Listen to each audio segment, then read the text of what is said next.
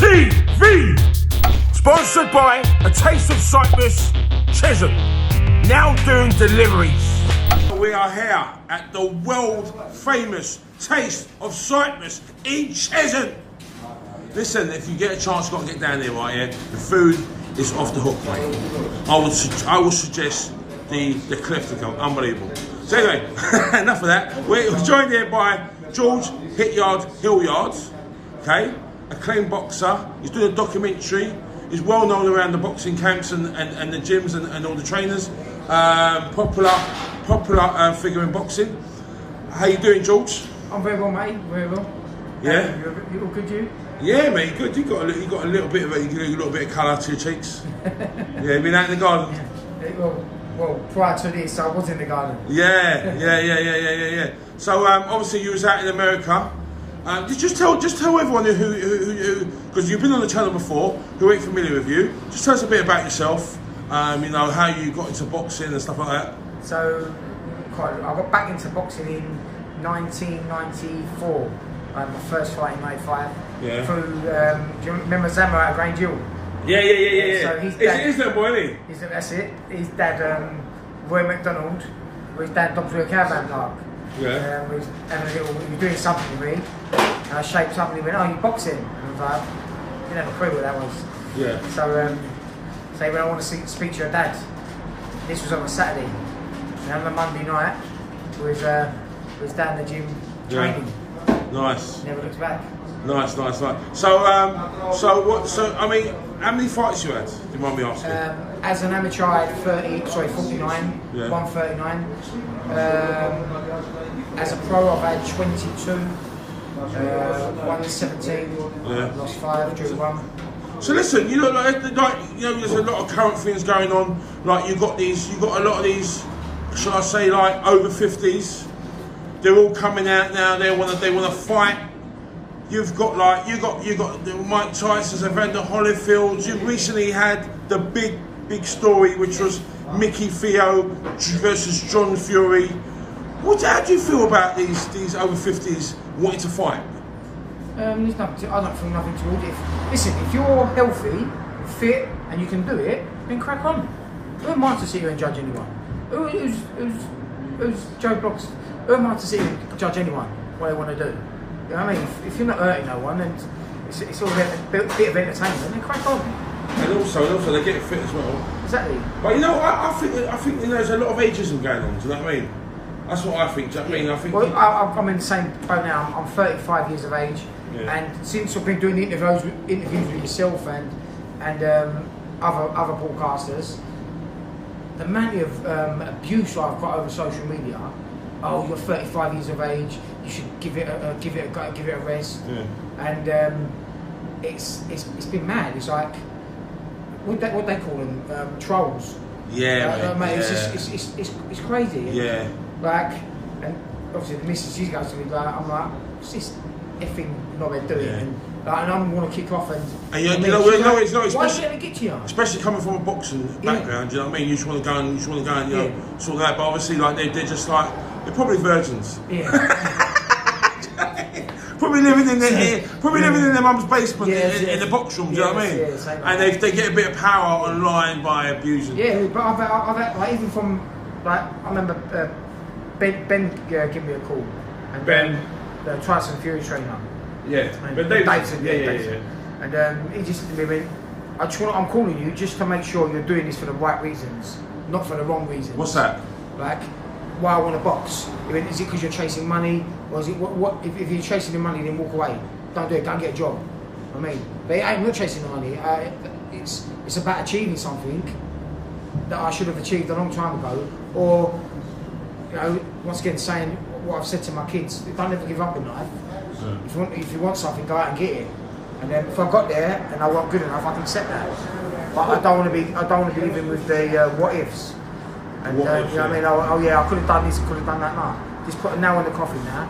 I mean, let's see where we can go and what we can do. And then that's it. The thing about it is, I mean, Bernard Hopkins, he boxed on to I think it was in his 50s in the end. Yeah. I mean, George Foreman won the world title at 45. The fact of the matter is, do you know what it is? it's not just about maybe, alright, it'd be nice to be entitled, but you know what? It's doing what you love. It's doing. This may sound sorry to interrupt. The safest place for me to be is in a boxing ring. It's in the ring, right? Yeah. Is like you don't want me on the streets. I don't want. I'm 35. I want kids. I need I just need to put the nail in the coffin. It makes everyone else happy around me. I don't make everyone else's life a misery. Does that make sense? So I have to do this. That's what you're happy to when you're at the gym. That's it. And also, I mean, exercise is always good for your mind as well. Good for the brain, mate. Good for the brain. Yeah. I know that. I'm at my happiest. You know what it is? Especially now in this lockdown. I mean, the first few weeks it was total lockdown. I couldn't, people just about to get out and stuff. But now I'm like, I'm just like, I'm doing this. I'm playing tennis. Yeah. And I'll tell you what, I feel my mood has lifted so much. Yeah. I've got to get up and go. I'm proactive. I'm like, oh mate, I'm in a total different headspace. Yeah. And I would recommend to anyone out there who's in this lockdown, just get the parks are open. You've got a limited exercise. Listen, as long as you're doing the things that they've set you out to do. Yeah. I mean, you're not breaking no rules. Go out, get out and start running. There's nothing. Start pounding the streets. Or even a walk. That's it. Even walking. Even walking. I mean, even walking. If you're going for nice long walks, you can do that as a family in a little pack. Just keep it as, just buy by the rules what the governments give us. A routine. Exactly. That's it. And that's what we all need routines in our life. Yeah. So just keep by the rules and then keep active as well. Do what makes you happy without pissing anyone off. Yeah. You know what I mean? Yeah. So listen. So what do you think Mike Tyson's? What would you hazard like the reasons why he would want to come back at 53? He looks in great shape. Yeah. That don't. As long as he's fighting someone the same age, as long as he's not fighting his youngster coming up. Yeah. I mean, because I don't think he's at that. That would ruin his legacy. He's like a great champion like that, come back and fighting someone that ain't half as good as him, but he's younger, fresher. You know what I mean? And you can lose a fight just over them simple things. So there's been a bit of talk right here. Dave Allen has been saying that he could beat him in a fight. What do you reckon about that? At what level? Go on. I'll say first. I can't see Dave Allen. It's just even watching Mike Tyson now, what he does, them silly little moves he does. You know what I mean? These little stepping sides, and his sheer power. You never lose your power. Thing about right is this right? Is Dave Allen's an inside fighter, and Mike Tyson's the best inside fighter of all time. So for Dave Allen to say that he could beat Mike Tyson, it's absurd. If it was maybe a Lex Lewis. Listen, let's not Dave Allen. Hey, it's Micky Theo, what's happening? See you riding out there. Hey.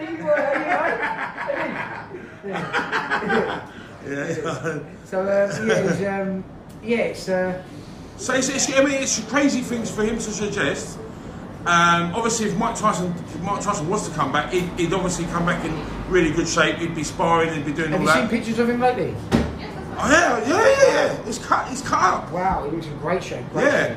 But I mean, to be honest with you, all right, listen, no disrespect to Dave Allen. Dave Allen hasn't won anything. He hasn't won any titles. But why is he talking himself into a fight with him? Yeah, but of course. Who would not like to fight Mike Tyson? Yeah, that's 15 mil in the bank. Exactly. It's a payday. And that's what it's all about now. It's just, Dave Allen ain't bad mouthing him or doing. It's just. Do you know what? I want to put food on the table for my kids. Yeah. Set my kids up for life. Yeah. You know what I mean? Because if I was in his position, I'd do the same. Yeah. You know what I mean? Because if you're going to get big paydays now, that's what it's about. If you don't ask, you don't get. Exactly that. So if his name's now linked with Mike Tyson. Yeah. So you know what? We might get a fight out of it. Yeah. There's going to be a big money fight as well. Of course it is. Anyone that fights Mike Tyson, you're going to get paid well. Yeah, you're going to get paid. 100%. So I might have to move up. What way you I'm find joking. that? No, we'll be going back down to light middle. Yeah. I'm walking around at 12-1 at the moment. Yeah. So it's super deal. But no more. I ain't boxing too small. I'm a midget. Yeah. So I just 11 stone. I've never been beaten at 11 stone. I've lost all my fights. All my fights have been beaten. I've been beaten at the bigger stages. Right? Yeah. But I'm just too big. They're too big for me. So it's just no. Back down I go. So listen, right, you've been out in America, you spent time out there in the gyms and Mayweather's gym and all that. Yeah. There was some footage. I don't know if you've seen it, but Emma Williams. It looked like he was bullying up this guy. He was giving him a pasting. Have you seen it? What do you make of that? I mean, there's been a bit of an outrage. I mean, obviously, I've heard things that someone said recently that it's normal in America. That's what they do. They take liberties. They want to have footage of knocking people out in sparring. Obviously, we don't do that much over here. Yeah. How do you feel about the whole situation? Do you know why a lot of English boxers are going further than the Americans? Because we don't do the hard sparring. Yeah. You don't need to do hard sparring. Yeah, you don't need. I noticed that. Right, but in America, it's full on. And some of them, you see them in the gym and they're like world class, but then they box, and you're like, why aren't you doing what you're doing? Some people, a lot of them are gym fighters. Yeah. They can perform in the gym, but when they box in front of a crowd, they can't get up for it. Like they just shit themselves. They're like world champions in the gym. In the gym, yeah. And there's 99.9 in America are like that. So basically, like sort of like in my industry and stuff, like you get stage fright. People get stage fright. It's got to be similar to boxers. Yeah, boxers got to get that. The same thing. Don't forget, that goes around for all platforms. Yeah, of course. I mean, so it's any entertainment industry. Exactly. Yeah. So it's some people can perform on the night. But for me, I love when a crowd's here. I love it. Yeah. I love it. I fight with it. Same. Yeah. So it's when it's a crowd, they outperform. Yeah, 100%. Better than that, than like you know, they're doing these empty, they're behind closed doors. Well, this is what we were talking about. Because you think a lot of fighters that thrive off the crowd, and that big, and then you get the ones that are the gym fighters. Now that there's no one there, how are they going to perform? Yeah. You know what I mean? So you're going to see real test there. I think you're going to see some people shine, some people not shine, and you're going to see real character here. So I think as mad as it sounds, I think it'd be exciting times for boxing. Do you know what? Obviously, yeah, it's going to be totally different. But I'll tell you one fighter that will definitely suffer from this is Derek Chisora. I mean, you saw him in Monaco when there was hardly any sort of like crowd and that. He really like. I know he had problems with Don Charles, but he really like his performance suffered. I think he's a sort of fighter. He's a buzz fighter. He needs a crowd. Yeah. You're right there to a certain degree. But see, Derek loves a fight. He loves a scrap. Yeah, he loves a scrap. If you've seen him in the gym, and he just loves a. So I don't think it will affect him too much. Yeah. I mean, but I hope not. But it's just that you know that Derek Chisora, all that sort of stuff. Do you know what I mean? That's got to give you an extra 20%, 10 to 20%. What? How I find it is, I think the heavyweight division will suffer more than the lightweight. Really? That's what I think. What you mean? Because all like, how can you have Anthony Joshua boxing Derek Chisora, for example, at the back garden? So I'll tell you why I think. I think the heavyweights can get away with it because they're pay-per-view fighters. Yeah, no, forget about the pay-per-view. But like, listen, they're going to be getting a ridiculous amount of money anyway. Yeah. Right? They don't need the gates, do they? They don't need the gates. No. What I'm saying is, performance-wise. Yeah. I mean, like, how are they going to get up for it? Some people, I think Anthony Joshua, he does thrive on that big crowds. Yeah, of course it is. He does 20,000 seater upwards. Yeah. So next minute you're going to be fighting in front of 10 people. That's going to be a massive, like, it's going to affect some people. It is. I don't care what anyone says. 100%. I'm a professional boxer. I've been there, done it more than T-shirt. Yeah. So you get, and as I said, you get some people that when the crowd's there, they thrive with it. They up their gear like 10%, 100%. So let's say, for example, someone who don't like the big crowds, that might suit them better. Yeah. Like prime example, when I was in America, you get a lot of gym fighters out there. Yeah. And I was talking to a kid out there, and I won't say his name, and but he was world class. I was watching, thinking, God, he's got. So I was like, oh, how many fights you had? And things like that. He had 11. I was like, obviously, you've got to be fighting for a title. So he was looking at me like, no. He went, I've had 11, lost 11. What do you mean? I mean, you know crazy. The thing about it is, right? It's no good. It's no good. Like maybe he's in the wrong game then. No. He just said he went. If you say he's got 11 losses. 11 losses, never been knocked out. Well, the thing about it is, if he can't perform on the stage, right. So if I was a promoter, because what you see in the gym, you're like, wow. And as I said, in America, 99.9% of boxers are like this. yeah. Right? In the gym, they are world class. Okay, right, let's put it my way. Like, basically, I come from an acting background. If I was a theatre director and this actor kept on forgetting his lines 11 times every single time for 11 plays, I'd bin him off. Yeah, I know it sounds cool. What that boxer now gets used as a journeyman. So it's going to be a journeyman or a sparring partner. Exactly. And 80% of boxing is probably journeyman and sparring partners. Yeah, exactly. Yeah. So yeah. There will be a use for it. There's like, that's that. Horses for courses. Yeah. Yeah. So he's getting paid, and he's probably getting paid more money than a lot of prospects are getting paid. Yeah. I mean, And that's the thing, right? And the thing about it is, like, how many fights are actually 50-50 fights? Nowadays? Yeah. Very rare, isn't it? Very rare. I mean, most of when was the last time you seen one? to be honest with It's you, Canelo Triple G. yeah. That's the last. I mean, Yeah, and I think that's the way boxing is sort of like. That's the way I think it's made up. It's made up of, you know, until when they're building up a fighter. What's it made up? Bullshit. Bullshit. That's what it's made up of.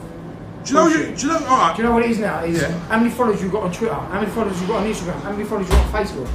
That's what it's about. Yeah. You know what I mean? Yeah. It ain't about how good are you? Oh, but can you sell tickets? Yeah, I can sell 20 tickets, 30 tickets. No. Do you know what?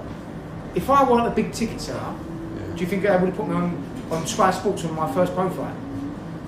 Yeah. Of course they would have. It's all about the profile now. I mean, it's all about, listen, putting bums on seats. And this That's is all it's about. And this is why a lot of these, I say, boxing purist fans, they don't like the celebrity boxing. They don't. A lot of them got the needle about it because they're saying, how can they come in here at this level and they ain't got experience and they can get all these like KSI and all these sort of things. Well, how do you feel about celebrity boxing? Do you know what it's doing? What? It's helping keeping boxing alive. Thank you. I'm not going to knock it because listen, all right, I've been boxing 20 years now, right? And two fellas have come from YouTube and both made 500 million just like that. Yeah. Wow, 500 million. Yeah. Do you know what I mean? Everyone knows the money that I signed and done and whatever, but one fight just because of YouTube, and that's what you need. Like, you never had all that when I first turned pro. Yeah. Never had social media. Never had nothing. The thing about it is, if people didn't want it, they wouldn't buy it. Of course. So you're not trying to force it. No, You know, no, each of the days. But you got some like they called. Prime example is footballers. Yeah. They're like, oh yeah, footballers are well overpaid. They're on like 230, 300 grand a week.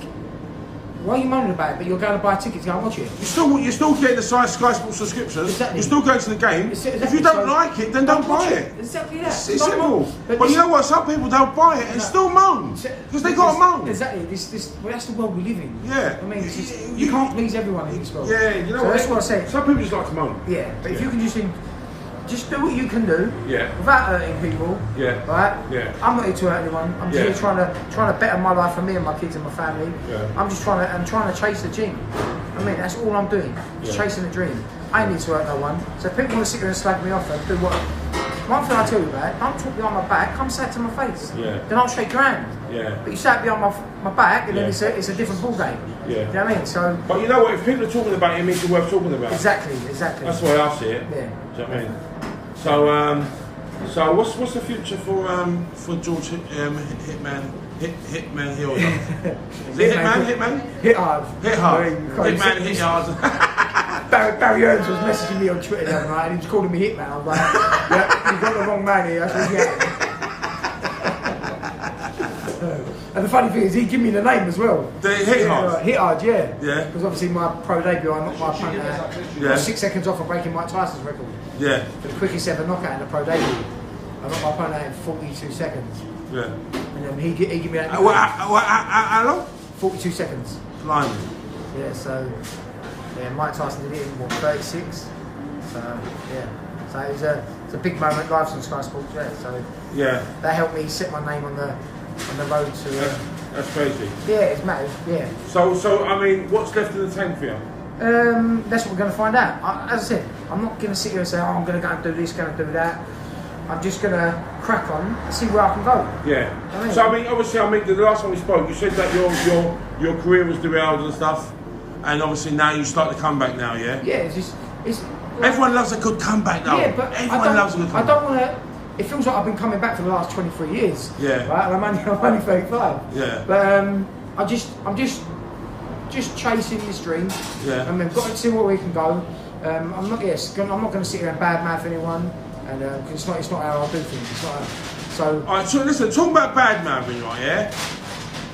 I found out that you fought Time Booth and and stuff, and you're gonna fight with him. Yeah. How do you feel about him? You know, the way he coats everyone off in the boxing world. I don't think he ain't coating them off. It's the way he's coming across and doing it. Listen, I boxed him. He beat me on points, and he's probably one of the best I've been in the ring with. Is he a good boxer? He is. Right, and why he ain't gone further than where he's been is beyond me. But once again, that's having the right people behind you. But obviously, we're talking about the profile. Obviously, now if he was to go back into boxing now, he'd be huge now. He'd be huge now. Yeah, Because he's got the profile. But the only reason people would want to see him now is they want to see him get knocked out.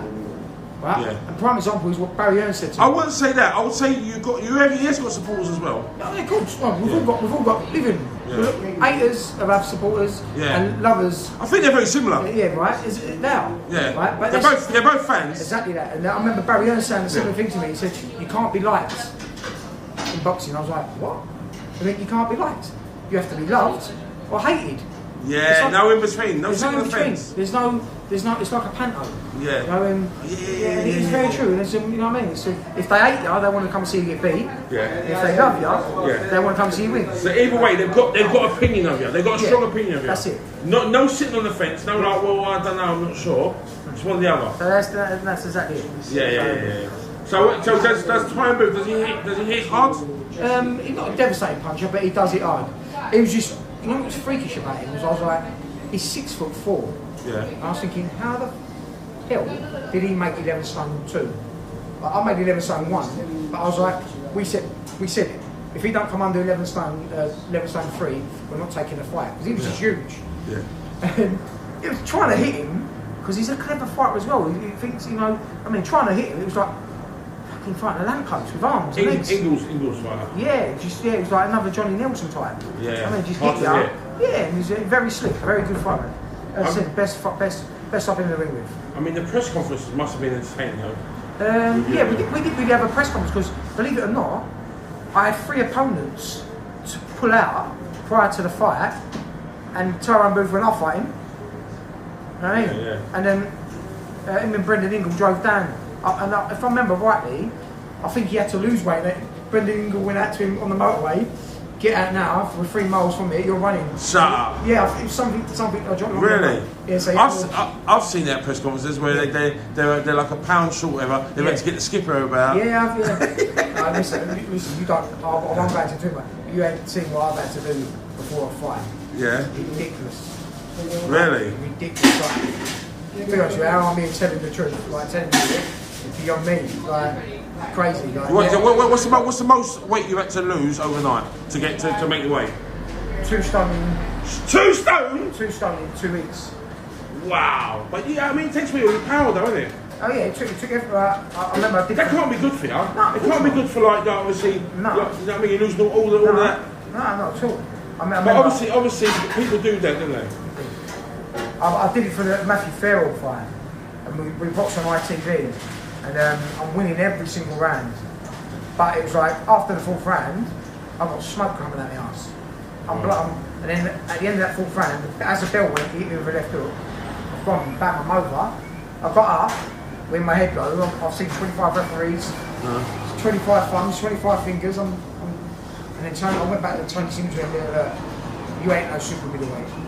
And I'm not letting you go out, otherwise he pulled me out that right side. So I couldn't seriously got hurt. So how do you lose 2 stone in 2 weeks? I'm trying to lose some weight myself. Right. And listen, this is not for kids or people coming up to do this. Yeah. But I slept in a sauna for 2 weeks.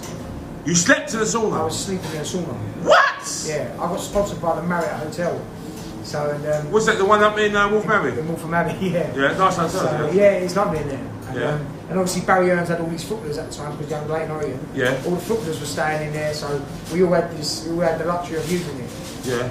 And so what do you mean you slept in there? What, you got a sleeping bag in there? I went there and slept me just a towel in my pants. You was in there non-stop? Yeah. I'm not even joking. That day we did the weight. Was you drinking water, obviously? No, I was sucking ice cubes. Wow. I didn't drink nothing, just sucked on ice cubes. Wow. So was you doing any exercise in that 2 weeks or? Well, I'll get out of that. I go right. So can I ask you a question? Why did you leave it 2 weeks? So many. I got offered the fight at 2 weeks notice. Why did you take it? Right, because we're talking about 36 grand. That's why I took it. Fair enough. So, I'll take that fight to get down to light heavy for that sort of money. I'll go down to middleweight for that sort of money, mate. But it was just about the time and then it weren't just that money. I was getting sponsorship money. It was ridiculous. Yeah. I ain't got to go too much detail about that. So it was crazy. Like never again will I do that. I mean, just silly things. You wouldn't recommend that to anyone, would you? No. Why do it? Yeah. Don't ever do it. I mean, your life is worth so much more than what was going on. And also, you know what it is?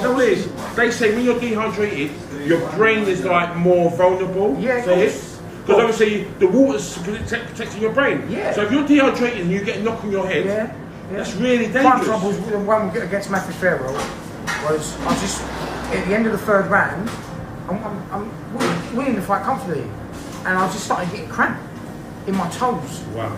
And it was like, then it came up my leg, it was just, I was just hobbling around like an old man. It was just like, crazy, like, why do that? Why do you want to put your body through that? Yeah. Like, what I've had to put my family through, just to make weight on certain things, silly, crazy.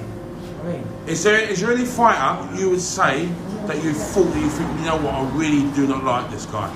Is there one that sticks out? He's not, Nathan Discasco. I think he's retired now, but... You had a grudge with him, yeah? Not a grudge with him, he just kept... He wanted to fight me, constantly called him out, and the truth is, the boxing... But he wanted... Money talks, bullshit walks. Yeah? So you put the money on the table, we fight. Yeah, but don't keep calling me out and over social media and things like that. But we actually get on the right now. He's retired now and everything, but he's... but at that time, it was just... That was our little grudge. And I won the WBU, I beat... the Hungarian #2, I knocked him out in 29 seconds. And then Nathan jumped in the ring and was like, we had a little square off, like calling me out and that. So, and I said, I'll fight you tomorrow, let's put the money on the table. You know what I mean? But obviously no money was put down. So, but now we've both gone our little separate ways. So listen, right, so we're going to go back to the Micky Theo John Fury thing, right? Who do you reckon would have won that? Well, Micky Theo, all day long. How do you feel the events have happened? Do you think that? This is what people don't realise, yeah? Forget that I've boxed and we're in the boxing community. Tyson Fury's dad's got a name because of Tyson Fury. Yeah? And forget what you can do in the right? Micky Theo is what I know of him, mate. He's fucking super fit. Yeah. When we used to train in the gym, he was always keeps himself in condition. I mean, can punch. Yeah. I mean, and he knows what he knows. He can look after himself. So why do you think John Fury wanted to fight him in the field? Was he trying to get him? Was he trying to get out of the fight? That was the way. In my eyes, it was a way of getting out. Because what he done is he done his homework on Micky. Yeah. He realised Micky ain't no fucking mug. Yeah. You know what I mean?